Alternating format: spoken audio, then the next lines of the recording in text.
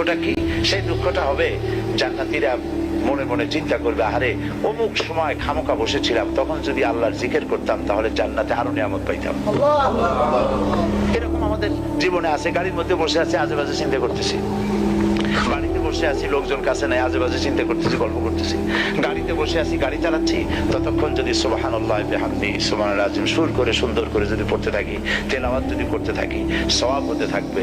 আর এগুলি আমলনামা ভারী হবে কিয়ামতের দিন। জান্নাতের অনেক নিয়ামতের ভাগী হওয়া যাবে। নেকি বেশি করে কামাই করা দরকার, যেহেতু কিয়ামতে পাউন্ড চলবে না, ডলার চলবে না, রিয়াল চলবে না, কিয়ামতে শুধু নেকির দরকার। আর সেই নেকি হচ্ছে হাসি মুখে যদি কারোর সঙ্গে কথাও বলেন, একটা সদকা দেওয়ার মতো সমান সওয়াব আল্লাহ পাক আমলনামায় লিখে দেন।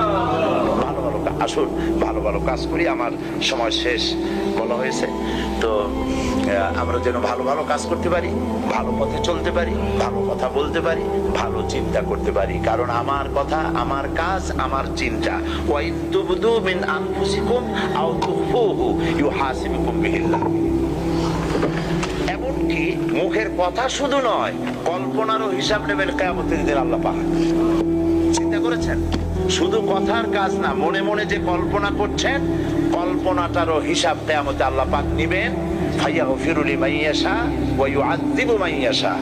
এই হিসাব নেওয়ার পর আল্লাহ পাক যাকে খুশি মাফ করে দিবেন, যাকে খুশি শাস্তি প্রদান করবেন। ইন্নাল্লাহা আলা কুল্লি শাইইন কাদির। আল্লাহ সমস্ত জিনিসের উপরে ক্ষমতা রাখেন, কুদরত রাখেন।